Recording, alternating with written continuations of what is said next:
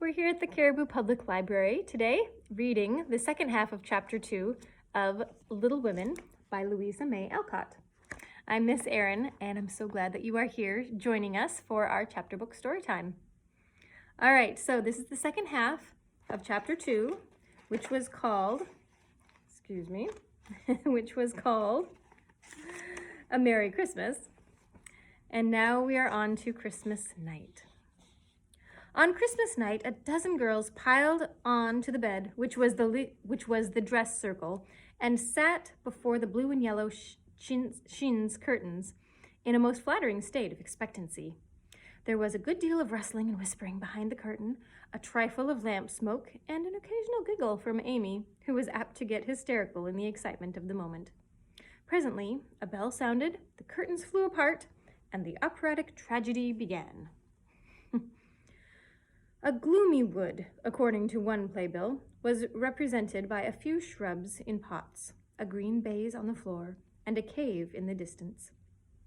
This cave was made with a clothes horse for a roof, bureaus for walls, and in it was a small furnace in full blast with a black pot on it, and an old witch bending over it.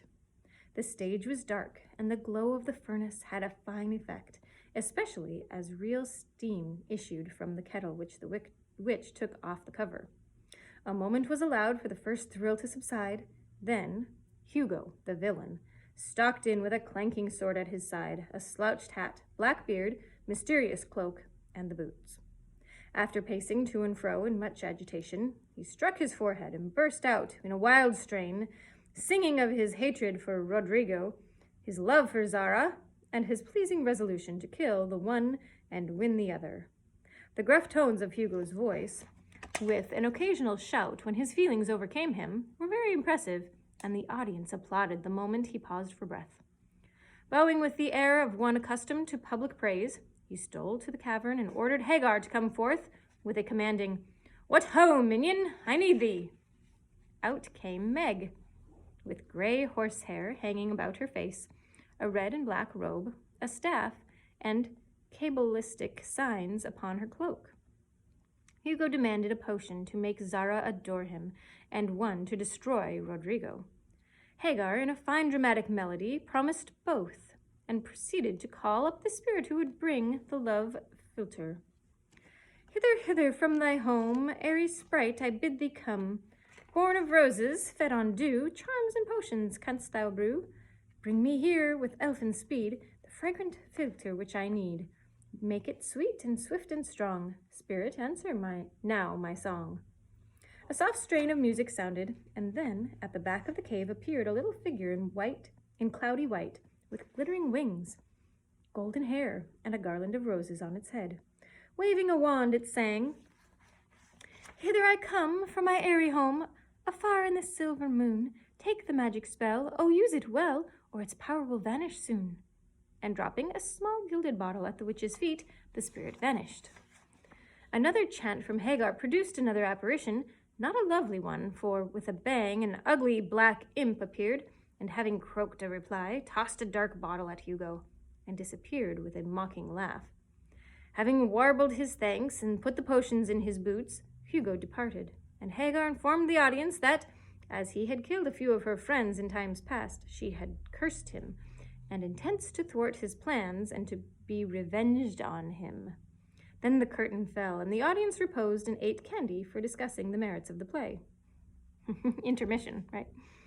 A good deal of hammering went on before the curtain rose again, but when it became evident what a masterpiece of stage carpentering had been got up, no one murmured at the delay.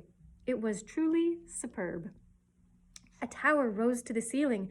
Halfway up appeared a window with a lamp burning at it, and behind the white curtain appeared Zara in a lovely blue and silver dress, waiting for Rodrigo. He came in gorgeous array, with plumed cap, red cloak, chestnut lovelocks, a guitar, and the boots, of course. Kneeling at the foot of the tower, he sung a serenade in melting tones. Zara replied, and after a musical dialogue, consented to fly. Then came the grand effect of the play. Rodrigo produced a rope ladder with 5 steps to it, threw up one end, and invited Zara to descend. Timidly she crept from her lattice, put her hand on Rodrigo's shoulder and was about to leap gracefully down when, alas, alas for Zara! She forgot her train. It caught in the window, the tower tottered, leaned forward, fell with a crash, and buried the unhappy lovers in the ruins. A universal shriek arose at the russet boots. As the russet boots waved wildly from the wreck, and a golden head emerged, exclaiming, "I told you so! I told you so!" With wonderful presence of mind, Don Pedro, the cruel sire, rushed in, dragged out his daughter with a hasty aside. "Don't laugh, act as if it was all right," and ordering Rodrigo up, banished him from the kingdom with wrath and scorn.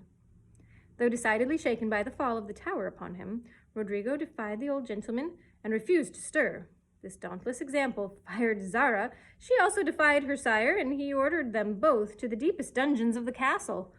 A stout little retainer came in with chains and led them away, looking very much frightened, and evidently forgetting the speech that he ought to have made. Act third was the castle hall, and here Hagar appeared, having come to free the lovers and finish Hugo. She hears him coming and hides, sees him put the potions in the 2 cups of wine, and bid the timid little servant, "Bear them to the captives in their cells, and tell them that I shall come anon." The servant takes Hugo aside to tell him something, and Hagar changes the cups for 2 others, which are harmless. Ferdinando, the minion, carries them away, and Hagar puts back the cup which holds the potion meant for Rodrigo. Hugo, getting thirsty after a long warble, drinks it, loses his wits, and after a good deal of clutching and stamping, falls flat and dies, while Hagar informs him of what she has done in a song of exquisite power and melody. This was a truly thrilling scene, though some persons might have thought that the sudden tumbling down of a quantity of long hair rather marred the effect of the villain's death. He was called before the curtain, and with great propriety appeared leading Hagar, whose singing was considered more wonderful than all the rest of the performance put together. Act fourth displayed the despairing Rodrigo on the point of stabbing himself, because he has been told that Zara has deserted him. Just as the dagger is in his heart, a lovely song is sung under his window, informing him that Zara is true, but in danger, and he can save her if he will. A key is thrown in, which unlocks the door, and in a spasm of rapture he tears off his chains and rushes away to find and rescue his lady love. Act fifth opened with a stormy scene between Zara and Don Pedro. He wishes her to go into a convent, but she won't hear of it, and after a touching appeal is about to faint when Rodrigo dashes in and demands her hand. Don Pedro refuses because he is not rich. They shout and gesticulate tremendously, but cannot agree, and Rodrigo is about to bear away the exhausted Zara when the timid servant enters with a letter and a bag from Hagar, who has mysteriously disappeared. The latter informs the party that she bequeaths untold wealth to the young pair, and an awful doom to Don Pedro if he doesn't make them happy.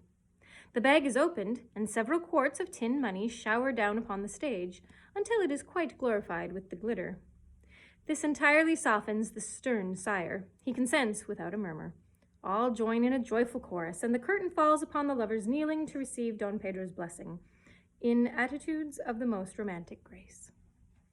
Tumultuous applause followed, but received an unexpected check, for the cot bed, on which the dress circle was built, suddenly shut up and extinguished the enthusiastic audience. Rodrigo and Don Pedro flew to the rescue, and all were taken out unhurt, though many were speechless with laughter. The excitement had hardly subsided when Hannah appeared with Mrs. March's compliments, and would the ladies walk down to supper. This was a surprise even to the actors, and when they saw the table, they looked at one another in rapturous amazement. It was like Marmee to get up a little treat for them, but anything so fine as this was unheard of since the departed days of plenty. There was ice cream, actually 2 dishes of it, pink and white, and cake and fruit and distracting French bonbons, and in the middle of the table 4 great bouquets of hothouse flowers. It quite took their breath away, and they stared first at the table and then at their mother, who looked as if she enjoyed it immensely. "Is it fairies?" asked Amy. "It's Santa Claus," said Beth. "Mother did it," said Meg, smiled her sweetest in spite of her gray beard and white eyebrows. Aunt March had a good fit and sent the supper, cried Joe, with a sudden inspiration. "All wrong. Old Mr. Lawrence sent it," replied Mrs. March. "The Lawrence boy's grandfather? What in the world put such a thing into his head? We don't know him," exclaimed Meg. "Hannah told one of his servants about your breakfast party, and he is an odd old gentleman, but that pleased him. He knew my father years ago, and he sent me a polite note this afternoon, saying that he hoped I would allow him to express his friendly feeling toward my children by sending them a few trifles in honor of the day. I could not refuse, so you have a little feast at night to make up for the bread and milk breakfast." "Oh, that boy put it into his head. I know he did. He's a capital fellow, and I wish we could get acquainted. He looks as if he'd like to know us, but he's bashful, and Meg is so prim she won't let me speak to him when we pass," said Joe, as the plates went round, and the ice began to melt out of sight, with oohs and ahs of satisfaction. "You mean the people who live in the big house next door, don't you?" asked one of the girls. "My mother knows old Mr. Lawrence, but she says he's very proud and doesn't like to mix with his neighbors. He keeps his grandson shut up when he isn't riding or walking with his tutor, and makes him study dreadful hard. We invited him to our party, but he didn't come. Mother says he's very nice, though he never speaks to us girls. Our cat ran away once, and he brought her back, and we talked over the fence and were getting on capitally, all about cricket and so on, when he saw Meg coming and walked off. Mean to know him someday, for he needs fun, I'm sure he does," said Joe decidedly. "I like his manners, and he looks like a little gentleman, so I've no objection to your knowing him if a proper opportunity comes. He brought the flowers himself, and I should have asked him if I had been sure what was going on upstairs. He looked so wistful as he went away, hearing the frolic and evidently having none of his own." "It's a mercy you didn't, Mother," laughed Joe, looking at her boots. "But we'll have another play sometime, and that he can see. Maybe he'll help act. Wouldn't that be jolly?" "Huh, I never had a bouquet before. How pretty it is." And Meg examined her flowers with great interest. "They are lovely, but Beth's roses are sweeter to me," said Mrs. March, sniffing at the half-dead posy in her belt. Beth nestled up to her and whispered softly, "I wish I could send my bunch to Father. I'm afraid he isn't having such a Merry Christmas as we are." And that is the end of Chapter 2. We'll continue on next time that we see you. Have a great rest of your day.